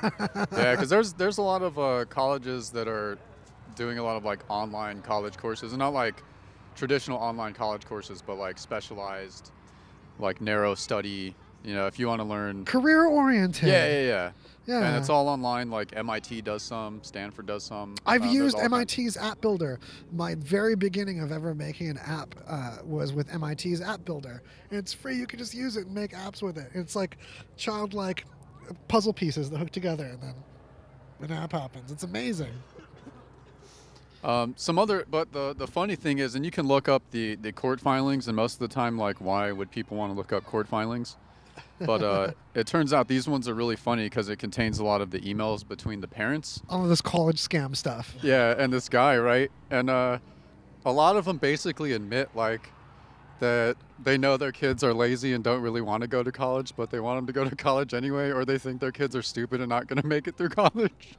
And it's just hilarious, like, how many of these parents, like, know that their kids are just like, Hey, blame the system. Because if the system wasn't that way, they wouldn't be able to cheat it. You know what I mean? Yeah. It's like, no, totally. For sure. And it's like, there's always going to be incentives for people who want to cheat. And there's always going to be ways to, like, because I'm sure those schools had no problem taking those donations. You know what I mean? Like, we need a new wing. So yeah. Well, that's the thing is we've grown up with those examples of getting a new wing, but we think, okay, how many wings can a college have? Right. But it turns out it goes way deeper than that, way smaller scale. That it's just rampant. So, like, for example, this first example, a teenage girl who did not play soccer magically became a star soccer recruit at Yale, and just for $1.2 million. And that's a big price amount, but for just $50,000, a high school boy eager to enroll at University of Southern California, was falsely deemed to have a learning disability, so he could take a standardized test with a complicit proctor who would make sure he got the right score. Yeah, that was was only like $50,000. Wow. that was one of the That's like shadiest things. His man. parents didn't pay that much on the older brother's Acura. You know what I'm saying? That was no Yeah, big deal yeah. to get him into Dude, that his college. 2006 Acura. I Yeah, bet, you know? ain't no thing. 50,000. Damn. 200,000. Was this the one of the photograph of another person on a boat? Submitted as the student with no expertise rowing won a spot at the USC crew rowing team. After making Oh, that's terrible. photo of someone else rowing, $200,000. Boom, you're a rower. Dude, I meant like rowing is fucking hard, dude. Like that is not just like something you just like. Yeah, I'm row crew now. Yeah, Row crew. I do it. And like, no, you don't. You don't. You're gonna get your ass beat. That's what's gonna happen. There was one. This dude, or one of the parents was like, they were trying to figure out to get a way to like make his kid look more appealing. And so like they were like, yeah, let's make him a football star, but his like school didn't really have a football program. So like, yeah, we'll make him a kicker or something. Maybe you can be a kicker on the college football team. And they like photoshopped his head on just some other like college or like high school football player. His knees aren't strong enough. Doctor, give him some fake knees. Fuck it. Right? Just like so much ridiculous shit went down that it was pretty crazy. But I think it's really just going to be like the tip of the iceberg, because this is just like 50 people. And the dude who was kind of like the ringleader of this whole thing said he did like 760 people last year. Oh, man.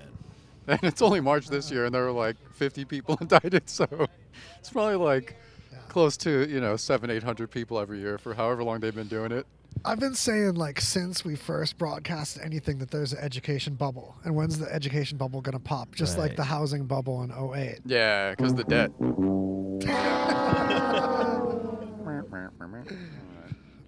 Yeah, it could be the next sad. That was just a bummer right there. one. Yeah, I man. had to use that button. No, for sure, man. You're right, though. It's got to happen, But I think that's the main thing that we have to, when people argue on anything, on, law reform, tax reform, the government, anything, it goes back all into education. People have to be educated for the government and democracy to kind of work right. Yeah, they Because do. if you So have, true. like Frank Zappa said, man, one man's education has to equal another man's education if we want their vote to mean the same thing. Because, yeah. you know what I mean? It's like, but that's kind of just the tip of the iceberg in that it became not cool to be educated anymore. It can't, I don't know if it really did. I don't know. I couldn't tell the point in history or in recent time when it actually changed. But, I mean, I think our schools got too militarized.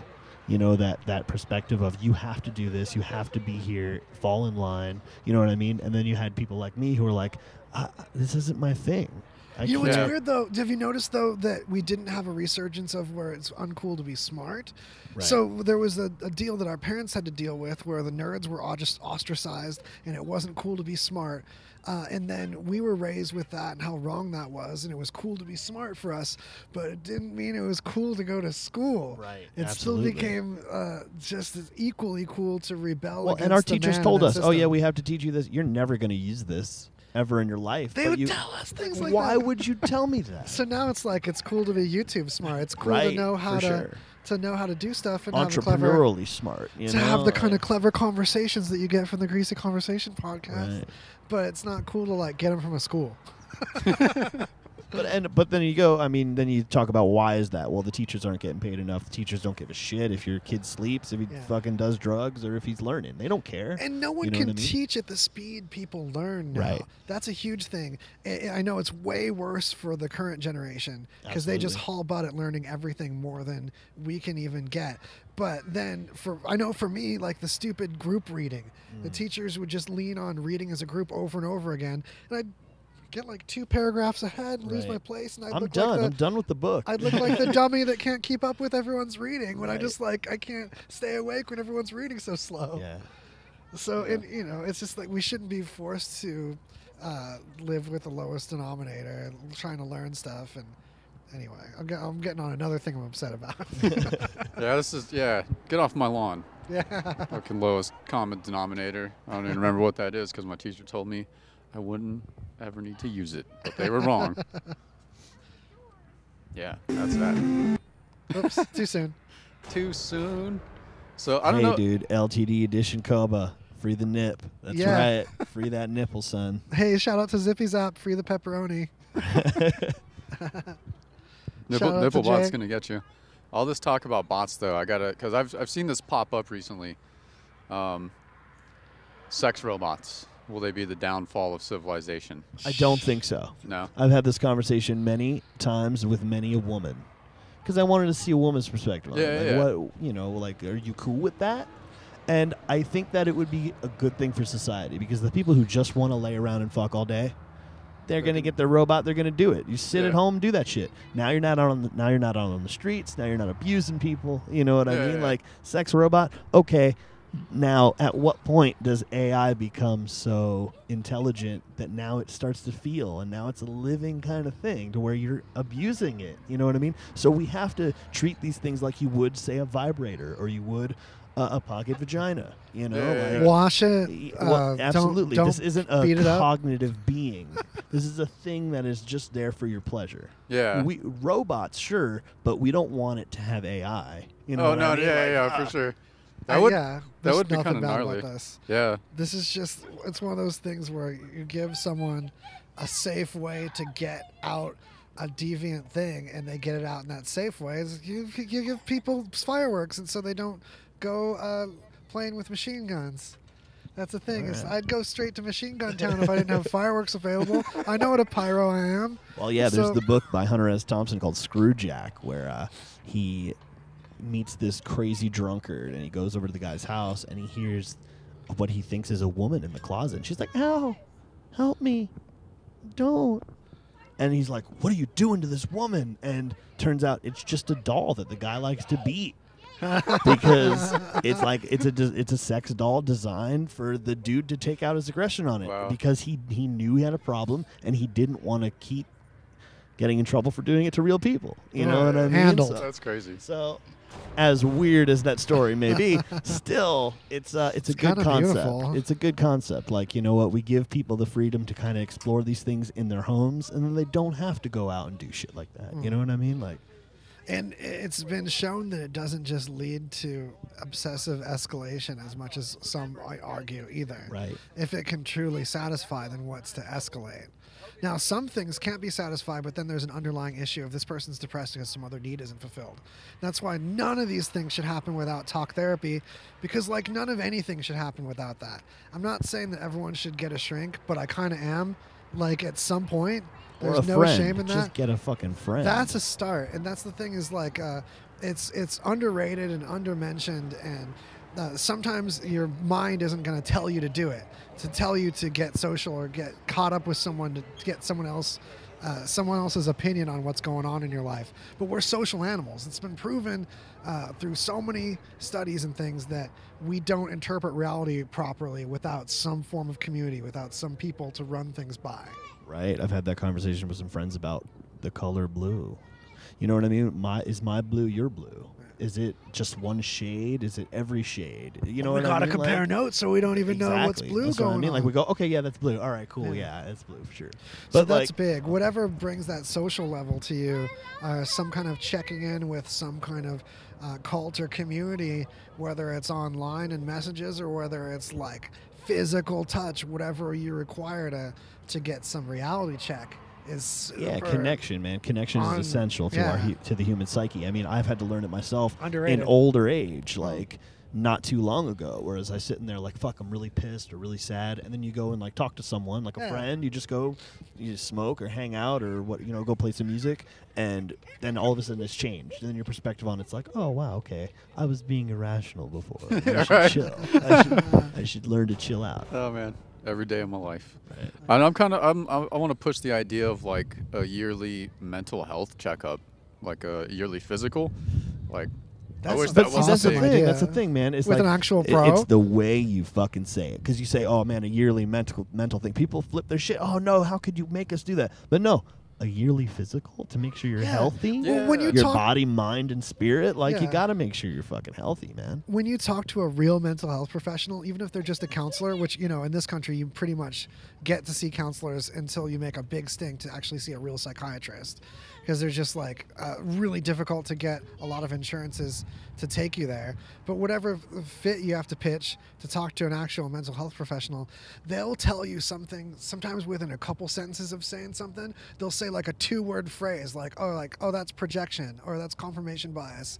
And you might not have even heard that phrase before and just know what it means right away. And in that moment, from 2 words from them, You're you like, get a oh, piece. you're right. Yeah, you get something that none of your friends told you. Because Yeah, what if yeah. all your friends are yes men, or what if all your friends are Right. haters? Yeah. That you're not. So like to have a yearly checkup like we do with the doctor, just like your friends are going to be like, oh, it's no thing, it's no cancer, it's just a mole. Right. Yeah, they're not a doctor, so Hey, get man, that can thing you looked feel? at. Can you feel my balls real quick? Because I think I got something going in there. Is that a lot? You need to. There's like see another. There's a like an fucking extra ball professional. now. Yeah. There's like a new ball. I grew a new ball. Is that okay? 1, 2, 3. Okay, we're good. Don't you 1.5? Okay. What's this fresh one? Why is it stuck to the other one? Do you guys just randomly grow balls? Is that Right. I'm up to like 5 now. They're molting, dude. Plus, like, we're really bad at telling if we're crazy. Yeah, for sure. You know, like you need some outside perspective, and sometimes your friends aren't. No, gonna tell you they're that. in the same Well, because crazy you with associate with sometimes. crazy ass people. Yeah, You know? yeah, exactly. Yeah. You're gonna pick the same people that picked you this whole time. So Yeah. Hey man, is this crazy? As he's wiping mayo all over his head, like, you wrong person to ask. that's dude. crazy. That's that example. I've head mayo He every had day. lice. You don't rub mayo on your head? I'm embarrassed now. Gets rid of lice. Yeah. Nice. Yeah, we don't have lice. All right. So, of course, it must be because we did Right. Yeah, handing down life lessons here on the Greasy Conversation podcast. that. I wish there was something that told me if I've used the stinger yet already. I want to say that I used this one. Your memory could. Behold, it's that time. This is the one I like to say things dramatically over. Oh man, we've got the last, seriously, 5 minutes. Did you have like a main thing? Or hey, while he's double checking the news, give me any plugs you got, Kevin. What do you got to Plugs plug? tonight at the dive bar. Tonight at the dive bar. It's going to be sweet. me and a bikini. I don't know what order that's going to go in, but Or Are if you- one is going to be on the other. I don't know. It's up in the air. But no, yeah, tonight at the dive, just playing with William and Daniel, just the solo project, and we're just the show has gone crazy. I think Stereo Glass and the Social Set are going to be there. Other bands I think dropped off or went on to other shows or something. But yeah, going to be there soon. So we're going to fucking have a good time over there, drink some 16-year-old scotch, and Nice. see where the night goes. Shout out to Decaying Tigers, also has a performance going on tonight. If you can't Yes, check get them there, out. check out the Aftermath Decaying Tigers. Check them out too. Yeah, if you dig some chiptune goodness. And there's one more. I'm performing tonight too, but you don't have to go to a location. If you tune in to Devin Dust's stream, and it's linked on my Facebook profile, but you can just search for DEVIN DUST, one word, Devin Dust. On YouTube is the best place to catch the stream, although it's freshly on Twitch too. It should be rebroadcasting on the Greasy Twitch. I don't know if I had a glitch with that last time. It should just, I swear I got it right in the settings. Anyway, so Devin Dust, look it up on YouTube. That's the sure way. And I'm going to be playing music behind this whole Minecraft stream. Going to be dropping breaks and Punching trees. looping bass, punching bass, looping trees. Looping trees and Yeah. punching bass. That's right.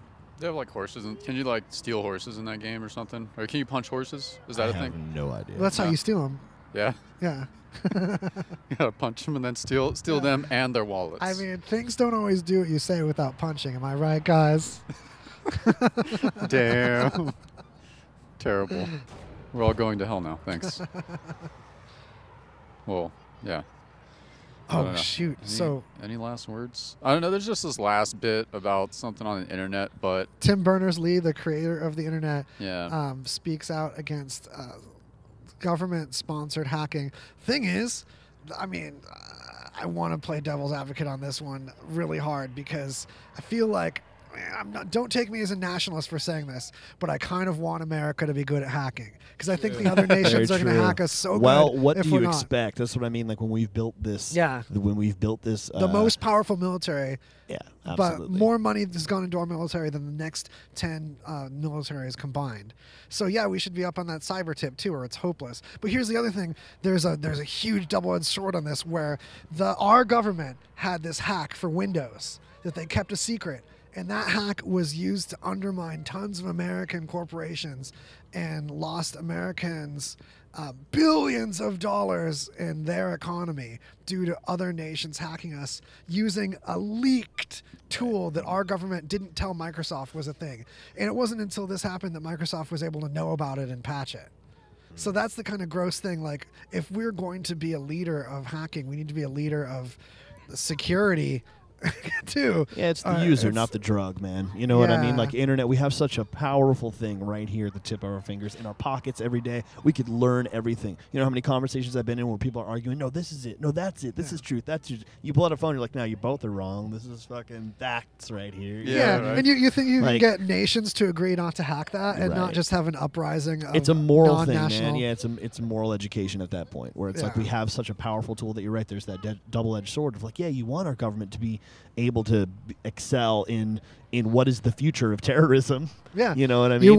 They want them to have some guns too in that situation, and it's a protection situation. But when they turn it around on you and I and say, "Where's that money, son?" It's like, oh, come on, man. Hack into your bank account, right?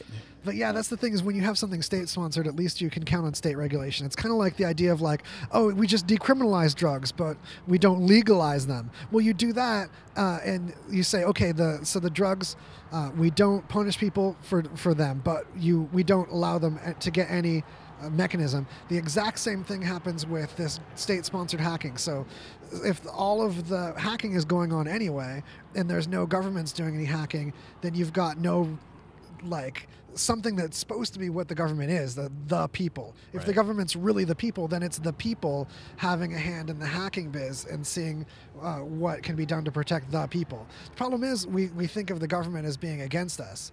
And then, we don't want them to have that power. But if it's us having that power and organizing it, it's forming a government. And it takes us to be responsible for that. Yeah, it takes us to be on top of it and us to be involved. And you know what I mean? Yeah, otherwise, like, we think we can go to anarchy and not have a government, but then we just form a government. So it's like, we might as well form a government.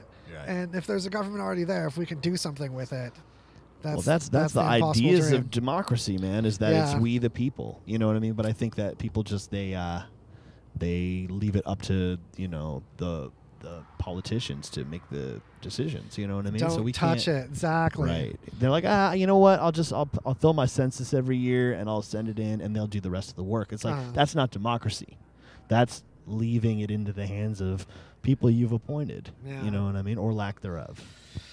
So on that thought, we've got to let RadioVegas.rocks move on to the next chunk of programming. Hack the planet! Thank you so much for joining us. This has been the Greasy Conversation Show. Go to woz.lol or just greasyconversation.com and support our sponsors by mentioning RadioVegas.rocks. You can get things like 10% off at Naked City Pizza. And remember, Jessie Raes BBQ. I'm going to eat all of this except the hot links because it's a little, my tummy gets a little bit of indigestion when it's a little too hot. But that's what this guy's been all over. He's hot link junkie. All right, see you guys.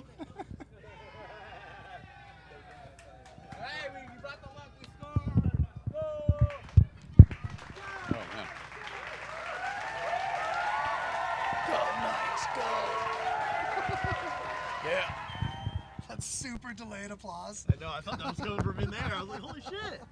Those people love the night. What's funny is someone bleeding through the mic heard that coming from in there, and then I added the fake one. Like, whoa, it's escalating.